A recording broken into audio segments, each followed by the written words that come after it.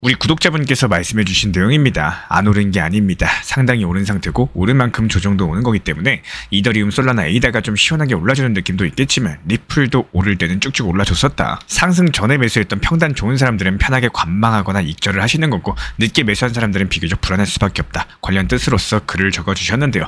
정말 중요한 말씀이다라는 생각을 해요.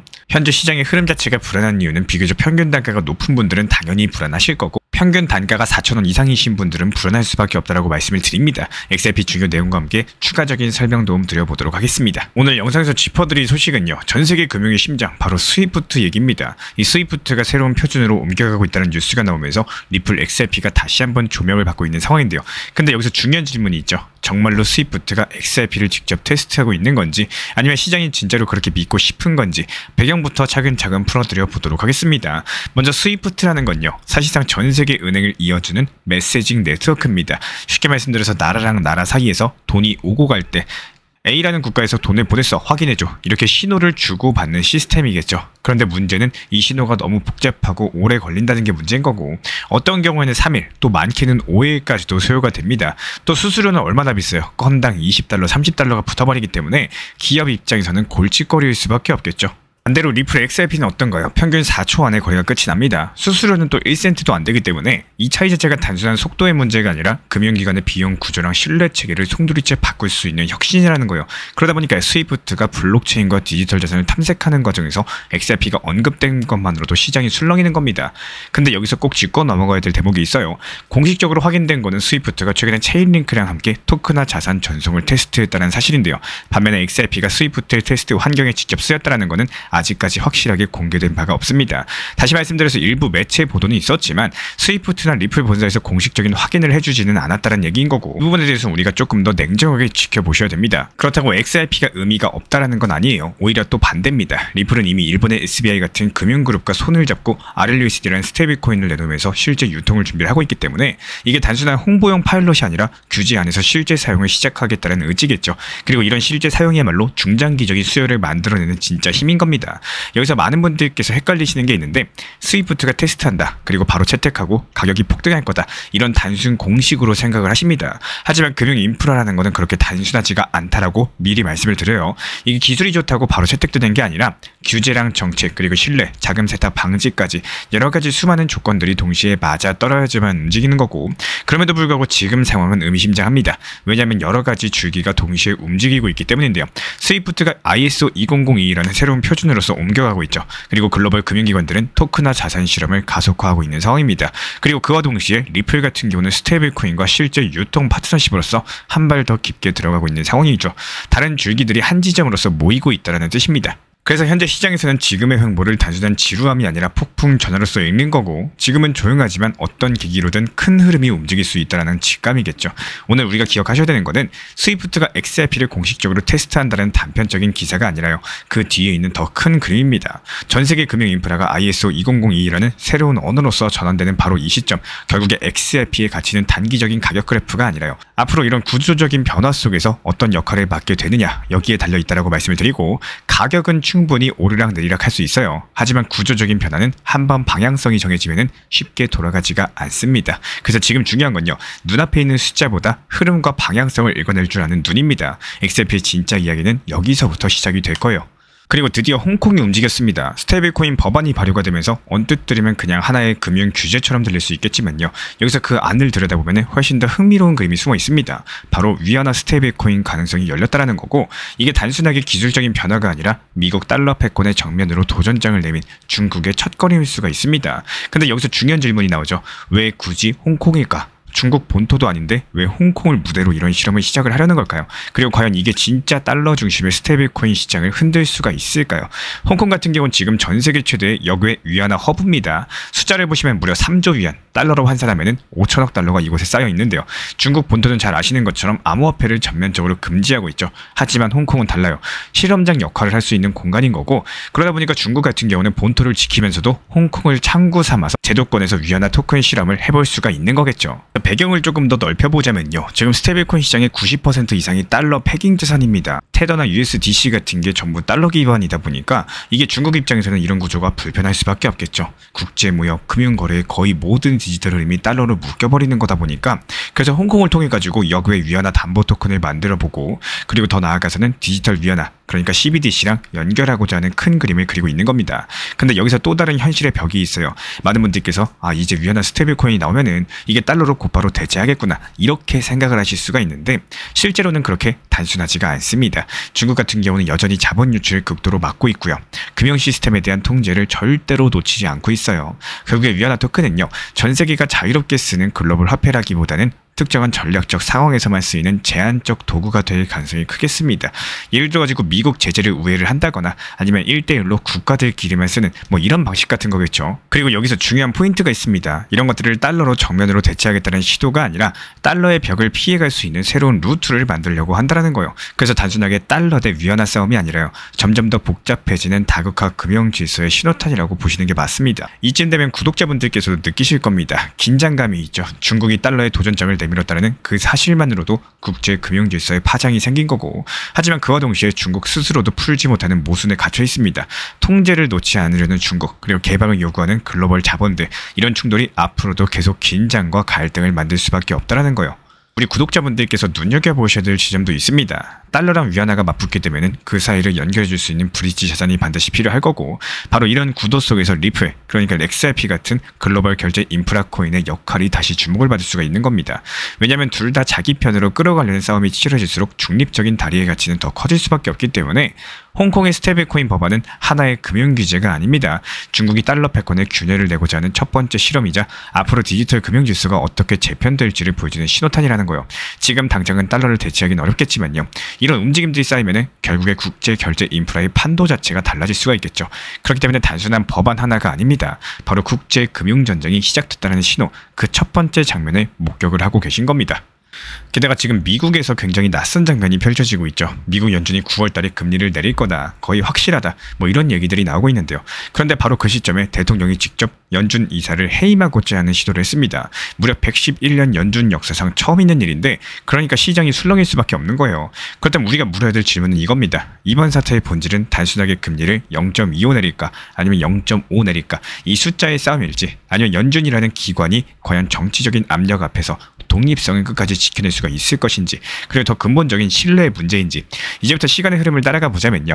8월 22일 파월 의장이 잭슨홀에서 연설을 했었죠. 고용시장이 둔화되고 있다. 그래서 9월달에는 금리 인하를 고려할 수도 있다. 관련 메시지를 던졌습니다.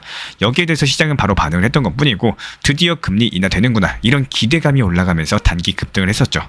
며칠 뒤에 트럼프 대통령이 리사 쿡 연준 이사를 해임하려고 했습니다. 이유는 주택담보대출 사기 의혹이라고 했었지만요. 사실상 정치적인 색채가 강력하다는 분석이 많았고 쿡 이사 측에서는 바로 법원에 소송을 제기했죠. 9월달 FOMC에서 내가 투표권을 행사를 할 수 있어야 된다. 이걸 법적으로 보장해달라고 한 겁니다. 그리고 9월 4일 트럼프가 새로 지명한 스티븐 미런 이사의 인준 청문회가 열릴 예정이고요.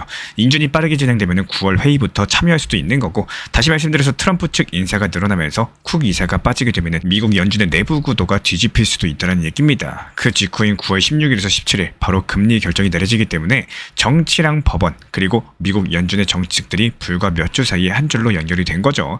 여기서 시장은 혼란스러울 수밖에 없습니다. 킨자스 시티의 여는 총재는 인플레이션이 아직도 높다. 신중해야 된다. 관련 메시지를 냈고요. 반면에 트럼프 임명자인 윌러 이사 측에서는 이제 시작하자. 더 빨리 내려야 된다. 이런 강력한 발언을 남겼습니다. 내부 의견들이 갈라지고 있다는 거고 우리가 여기서 짚어야 될 오해 몇 가지가 있습니다. 첫 번째로 미국 대통령이 연준 이사를 마음대로 해임이 가능하냐? 이거는 아닙니다. 법적으로 정당한 사유가 분명히 필요할 거고 지금도 법원이 판단 중에 있기 때문에 그에 따른 결과는 아직도 아무도 알 수가 없습니다. 그리고 두 번째, 금리만 내려가면 무조건 주식이 오르고 코인이 폭등한다? 이것도 단순한 기대일 뿐입니다. 중앙은행의 신뢰가 무너지면요. 금리랑 달러의 관계 자체가 흔들릴 수밖에 없겠죠. 그러면 유동성은 늘어날 수 있지만 방향성은 더 불안정할 수밖에 없는 겁니다.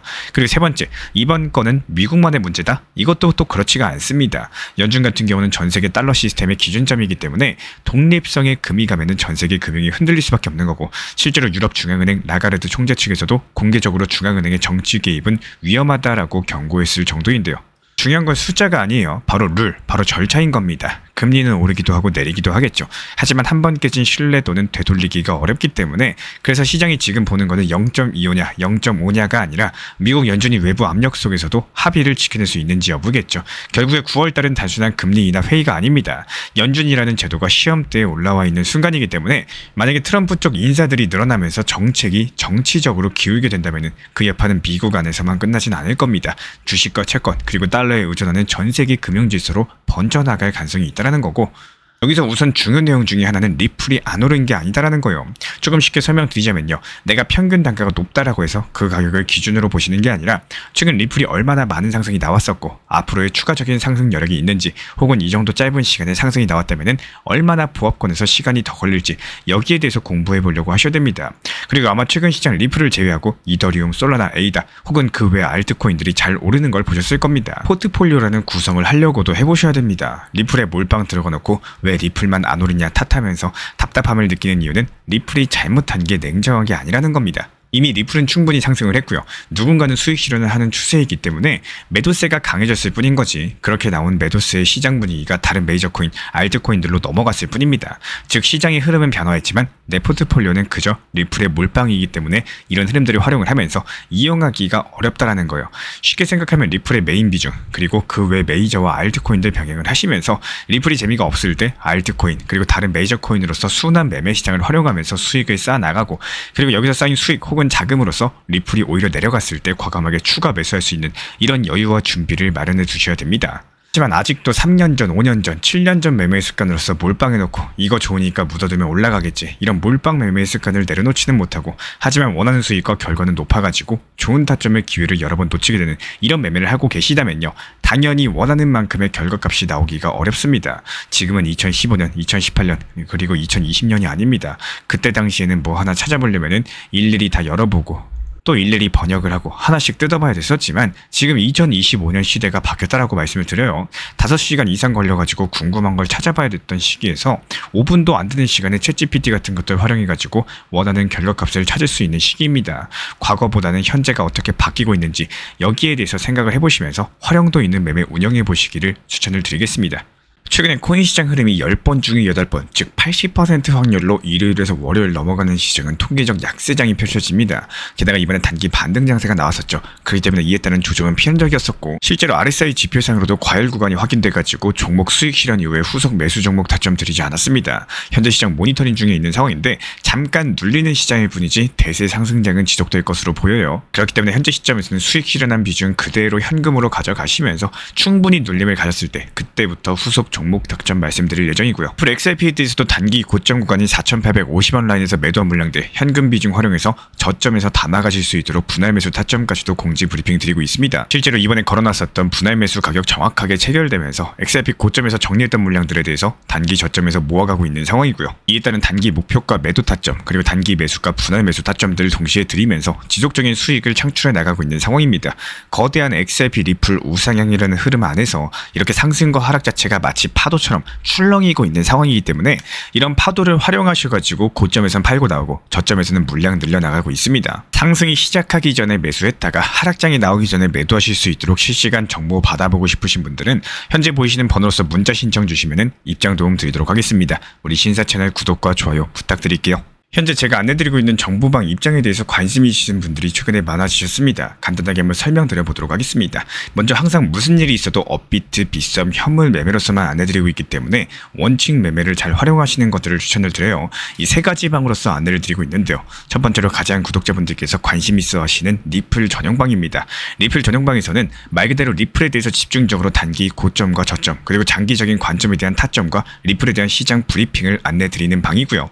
이 리플 전용방에서 안내드리고 있는 정보방 타점으로 단기 고점과 단기 저점에 대한 타점을 활용을 하시되 신경 쓰는 매매가 아니라 목표가에 미리 걸어놓고 미국 시장이 활발한 새벽 시간대 혹은 업무 시간대도 신경 안 쓰면서 수익 실현과 저점 추가 매수 타점을 활용하는 방향으로서 안내 도움 드리고 있어요.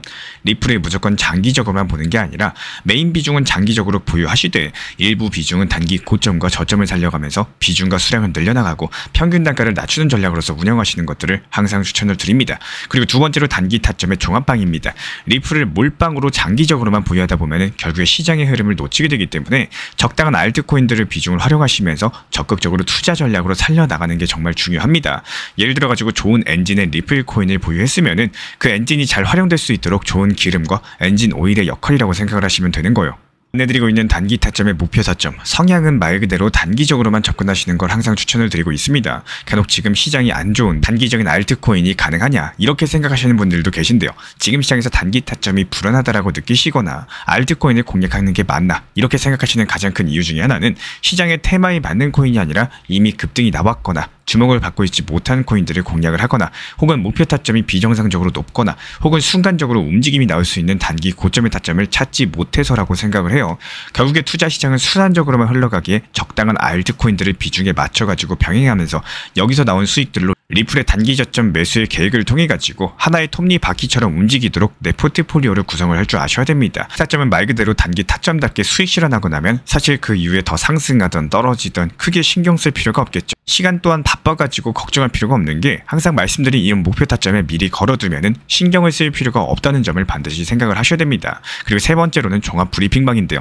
중요할 수 있는 속보, 시장 브리핑에 대한 핵심 내용들을 전달드리면서 시장이 어떻게 흘러가고 앞으로의 시장이 어떻게 움직일까 이런 중요 핵심 내용 같은 것들을 전달드릴 뿐만 아니라 메이저 코인과 그리고 스윙과 중장기적인 타점에 대해서 안내드리면서 단기적 관점보다는 조금 보유 기간이 있다라고 하더라도 목표 타점 자체를 높게 보는 방향으로서 안내드리고 있는 방입니다. 대표적으로 최근에 도지코인에 대해서도 목표 타점을 높게 276원의 종합 브리핑방에서 타점 안내드리면서 여유롭게 약 5일 정도 보유하면서요. 도지코인이 상승이 연달아 나오고 있을 때 오히려 과감하게 370원의 목표 타점을 안내드렸습니다. 이렇게 상승이 잘 나오고 있을 때는 대부분 여기서 더 오르는 게 아닌가 이렇게 생각을 하시는 분들이 많이 계시겠지만 항상 적당한 고점에서 수익 실현하는 것들을 목표로 잡는 게 정말 중요하다고 말씀을 드려요.